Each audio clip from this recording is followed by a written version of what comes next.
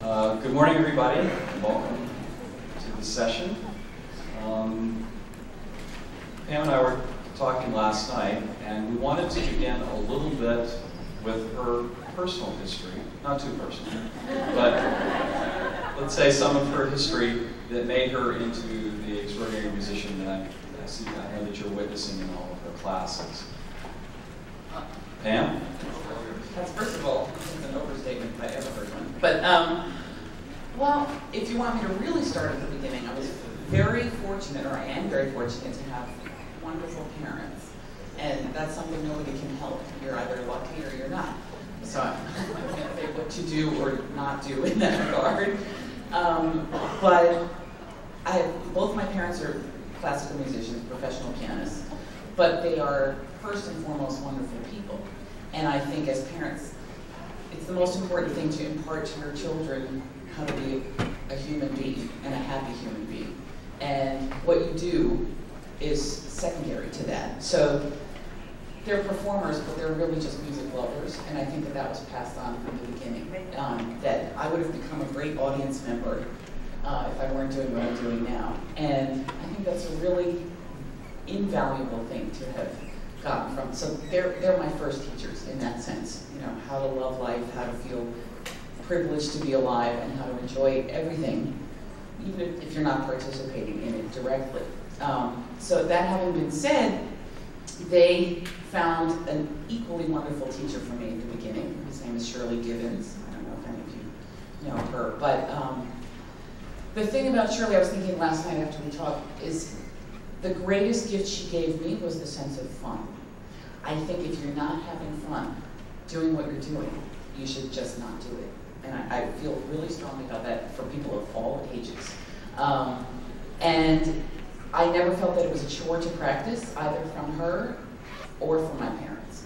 My father was reminding me the other day that she never gave an assignment a time length of a practicing assignment. She said, just get this done by next week. And that's a huge distinction. Yes, practice, but don't practice for 20 minutes or 45 minutes. Don't assign a time to it. Do whatever it takes to get the job done.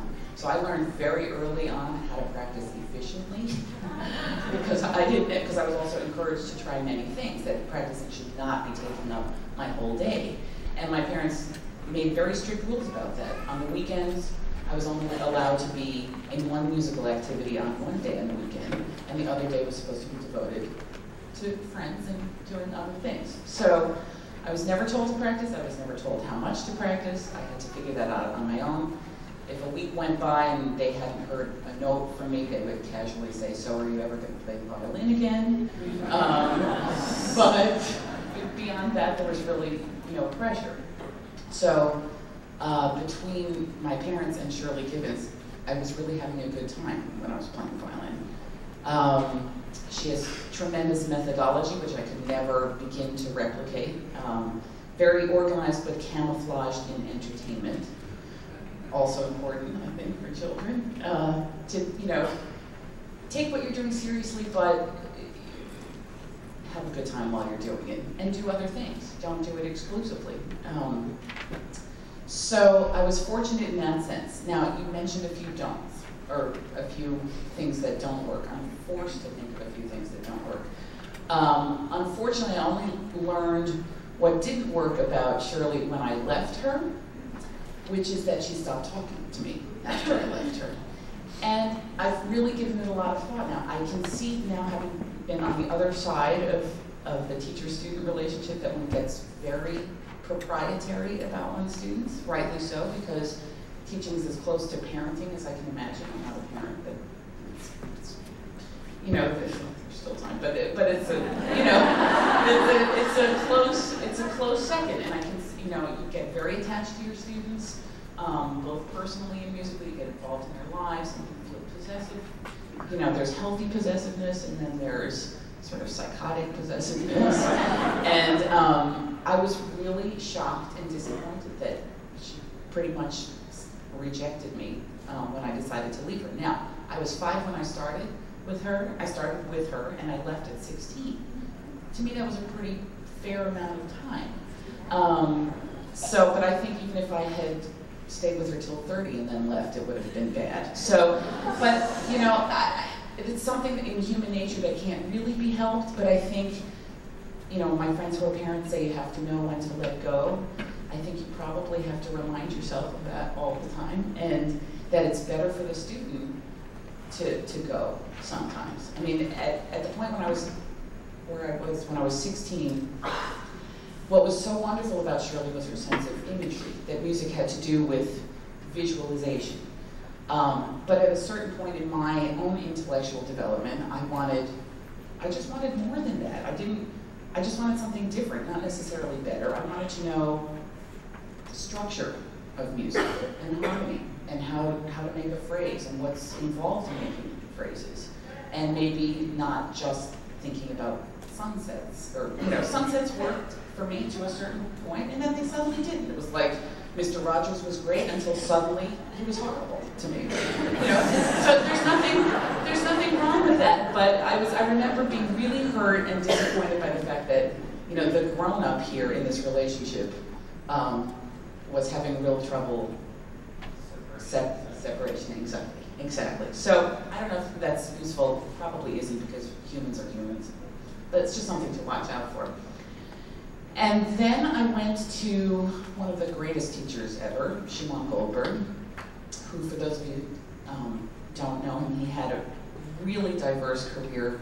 He was concertmaster of the Dresden Philharmonic at 16, concertmaster of the Berlin Philharmonic at 19, was in a trio with Hindemith and Feuermann. He was the conductor of the Netherlands Chamber Orchestra, among other things. He taught at Yale, and then he taught at Curtis. And that was a real departure from sunsets. It was sort of like shock therapy. It was a completely different way of looking at music, and it was almost like you had to develop a legal mind. You had to defend every decision that you made. You had to know why you made a decision, how you came to that conclusion, and you had to support your thesis, as I say. You know, you look at the information, you come up with an idea, and you have to be able to explain how you arrived at that. So integrity was the greatest thing gained from spending 5 years. It was also the scariest 5 years of my life, because there was not a lot of fun. There was an awful lot of thought and an awful lot of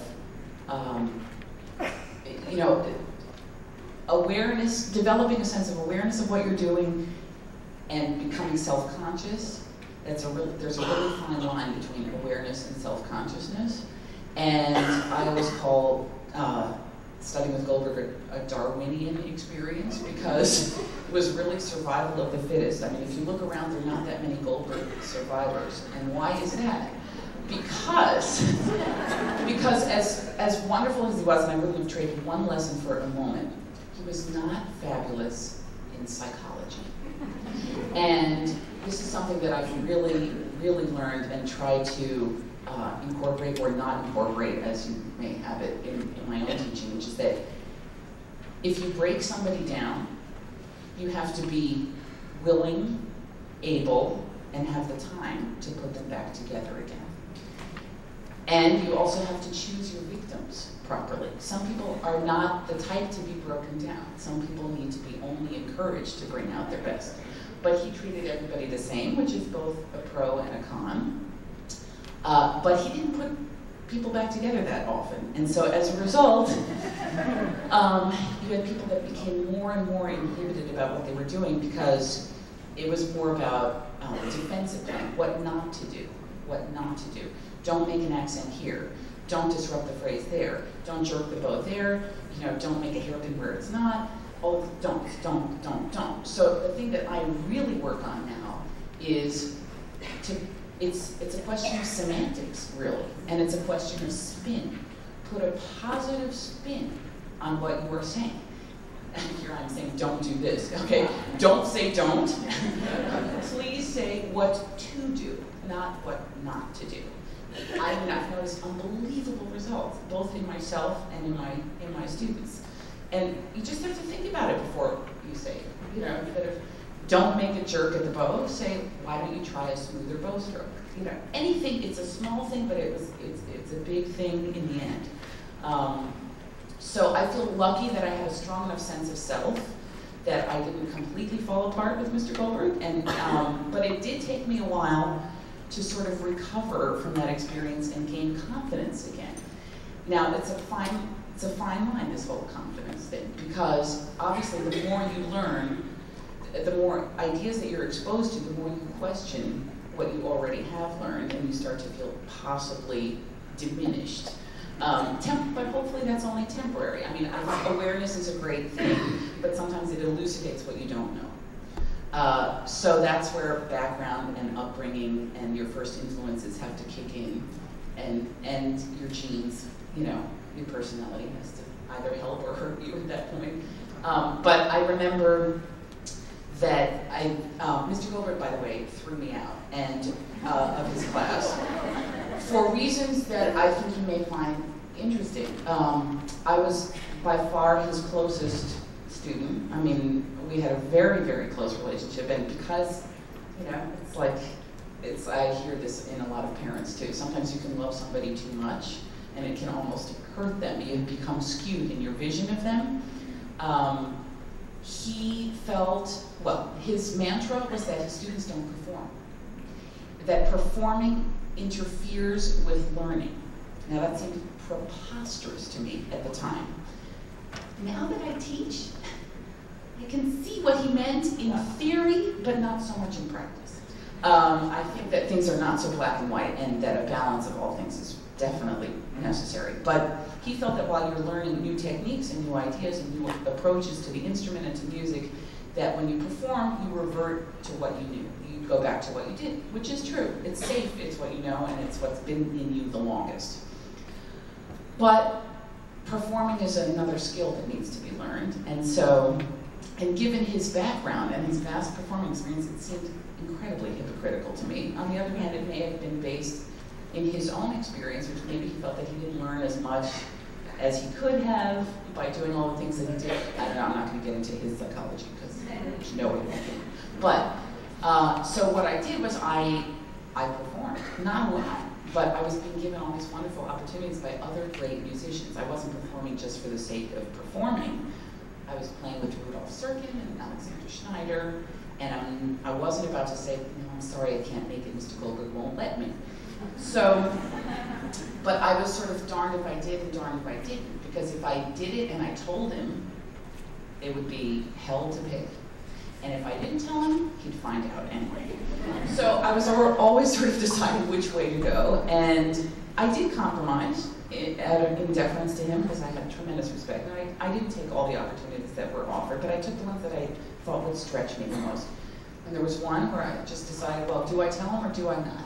I decided not to, for a change. He found out about it, and I walked into my lesson. I didn't know that he knew. It turned out to be my last lesson. And it was obviously really devastating. But the positive side to all of this is that Jamie Laredo, who's another teacher at Curtis, this was in my 3.5 year at Curtis. I had 1.5 years to go, and it was November.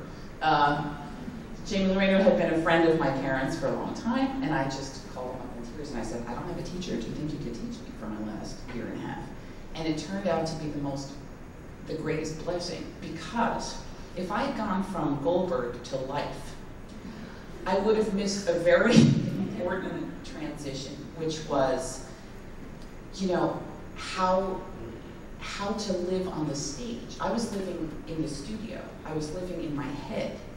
But Jamie, with his performance experience and with his great human skills, made me feel comfortable, took the fear, some of the fear, away, and dealt with issues on a much more coaching basis rather than the integrity of every note, what you're going to do with every note, which can become very myopic.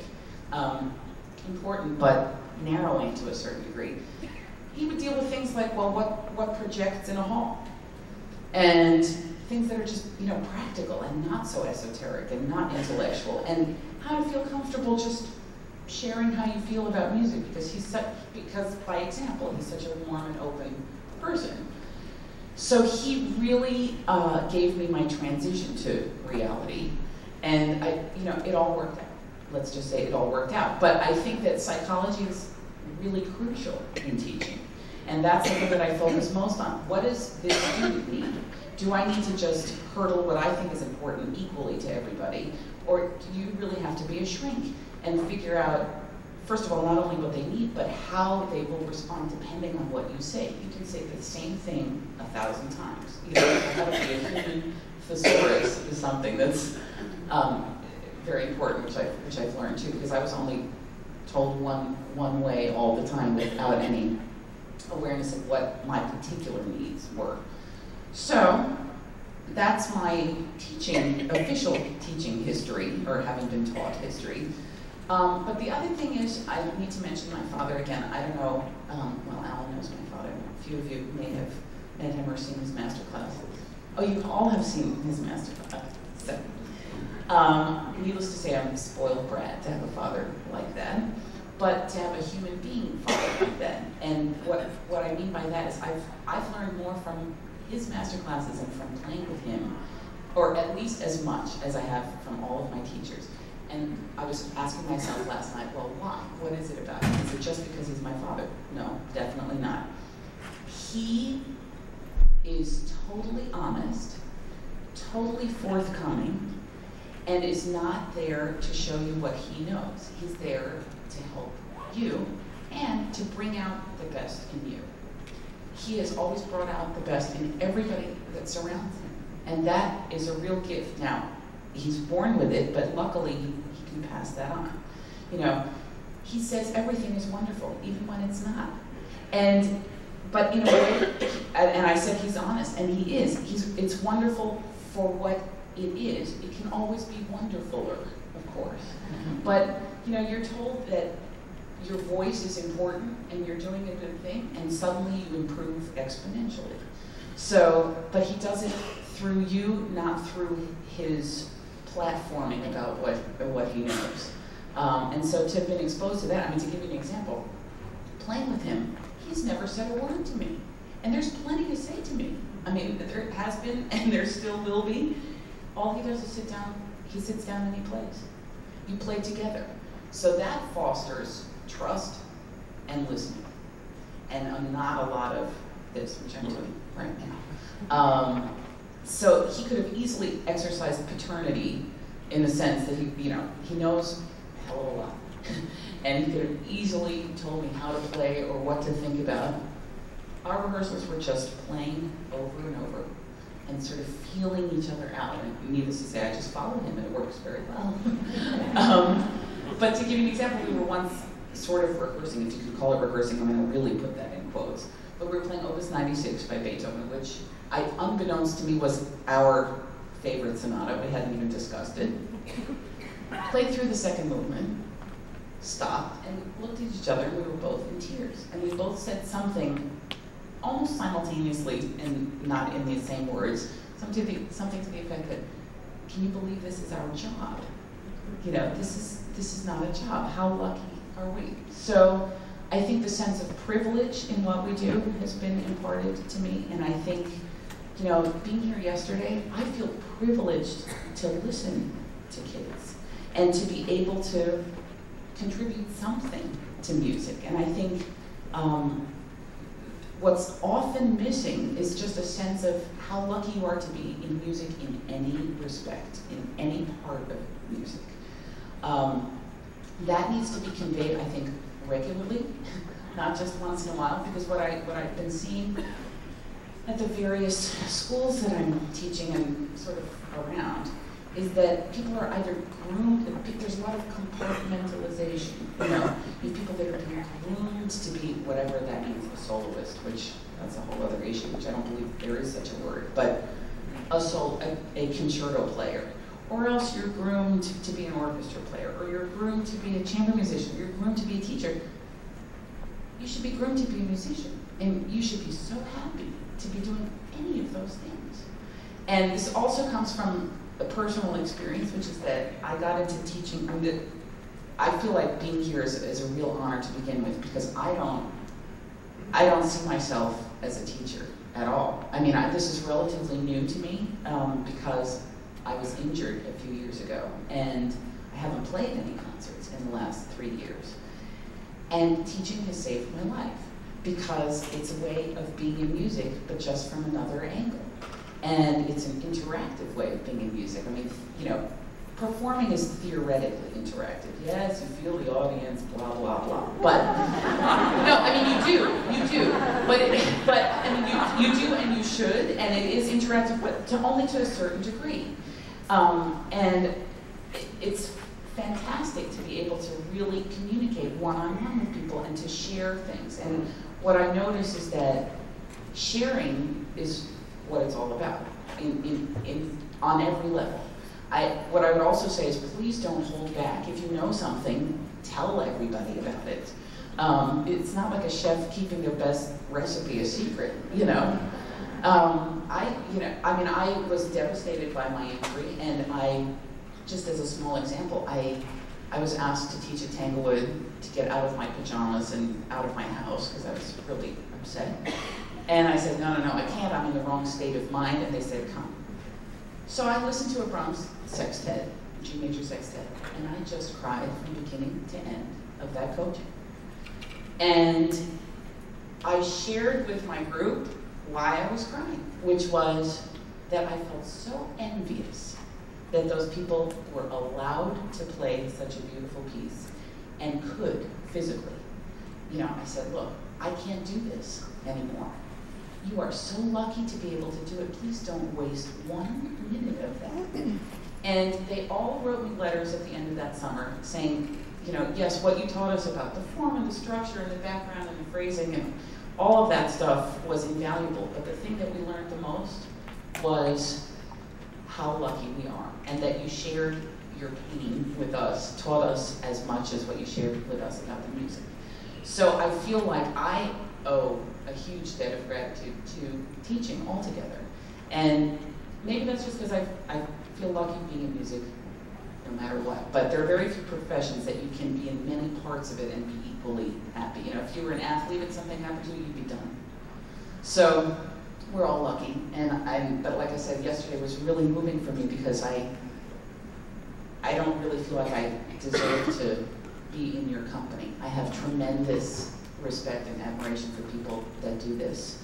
I think it's actually the most important thing that anybody can do in music. And you don't realize that until you're in it yourself, for whatever reason. So, my short story so far.